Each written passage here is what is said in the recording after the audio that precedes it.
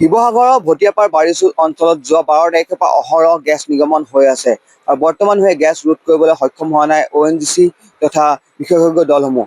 আজি আমেৰিকাৰ পৰা অহা তিনিজনীয়া যি বিশেষজ্ঞ দল আছে সেই দলটোৱে এটা ব্যতিক্ৰমী প্ৰচেষ্টা চলাব, যাৰ বাবে এই গেছ ৰোধ হোৱা কিছু সম্ভাৱনা আছে।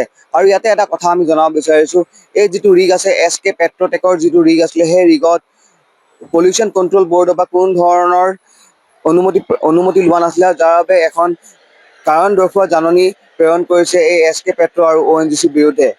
আৰু এটা কথা উল্লেখ কৰিব লাগিব, যোৱা 12 তাৰিখৰ পৰা আজি পৰ্যন্ত যিসকল তাত স্থানীয় লোক আছে, সেইসকল স্থানীয় লোক বৰ্তমান এই শিবিৰতে আশ্ৰয় ল'বলগীয়া হৈছে, যিহেতু তাত আপোনাৰ জুই জ্বলাব নোৱাৰে, কোনো ধৰণৰ খাদ্য বনাই খাব নোৱাৰে, যাৰ বাবে আপোনাৰ তাৰ আশ্ৰয় শিবিৰত থাকিবলগীয়া হৈছে। আৰু আমেৰিকাৰ পৰা যি বিশেষজ্ঞ দল আহিছে, সেই দলটোৱে অহৰহ প্ৰচেষ্টা চলাই আছে, যদিও বৰ্তমানলৈকে সক্ষম হোৱা নাই।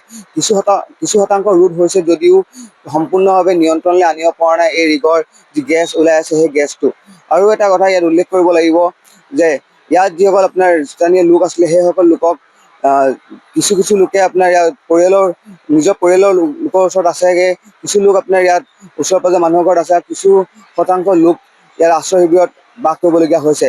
আৰু ইয়াত ONGCয়ে আপোনাৰ আজি 200 টনৰো অধিক এখন ক্ৰেং আহিব আজি, আৰু ক্ৰেংখনে আপোনাৰ ইয়াত চেষ্টা চলাব আৰু ইয়াত বন্ধ কৰিবৰ বাবে বিশেষ আমাক তাৰ ভিতৰত সোমাব নিদিয়ে, যাৰ বাবে আমি ইয়াত সঠিক বাতৰিটো প্ৰচাৰ কৰিছোঁ, যদিও বেলেগৰ মুখত শুনি আমি এই বাতৰি প্ৰচাৰ কৰিবলগীয়া হৈছে, কাৰণ আমাক তাৰ ভিতৰত সোমাই পেলাই কোনো ধৰণৰ ভিডিঅ' সংগ্ৰহ কৰিব নিদিয়ে বা আমাক তাত যাব নিদিয়ে।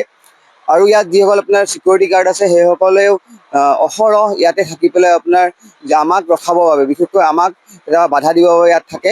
আৰু এটা কথা উল্লেখ কৰিব লাগিব, এই যিটো আপোনাৰ মথাউৰি আছে, মথাউৰিটো আপোনাৰ END মথাউৰি হয়। END মথাউৰি হোৱাৰ পাছতো ONGCয়ে কোনো ধৰণৰ ইয়াত আপোনাৰ স্থানীয় লোকে বনাই দিব কোৱাৰ পাছতো নিৰ্মাণ কৰি দিয়া নাছিলে, আৰু নিৰ্মাণ কৰি নিদিয়াৰ পাছতো এতিয়া ONGC অহৰহ যিসকল গধুৰ যান বাহন আছে, যান বাহনসমূহ এই মথাউৰিটোৰ ওপৰত অহৰহ অহা যোৱা কৰি আছে, আৰু যাৰ ফলত এই মথাউৰিটো সম্পূৰ্ণভাৱে ক্ষতিগ্ৰস্ত হৈছে। কিন্তু অনাগত দিনত এই ONGCয়ে মথাউৰিটো বনাই দিব নে নিদিয়ে, সেইটো এটা প্ৰশ্ন উত্থাপন হৈছে স্থানীয় ৰাইজৰ মাজত, যিহেতু এইটো এটা মূল পথ, যি পথে স্থানীয় লোকসকল অহা যোৱা কৰে, কিন্তু এই মথাউৰিটো গধুৰ যান বাহন চলাৰ বাবে এতিয়া বৰ্তমান ক্ষতিগ্ৰস্ত হোৱা পৰিলক্ষিত হৈছে। দিখৌ নদী আপোনাৰ যি পানী আছে, পানী উফন্দি পৰিছে, যাৰ ফলত মথাউৰিটোৰ প্ৰতি ভাবুকি নামি আহিছে।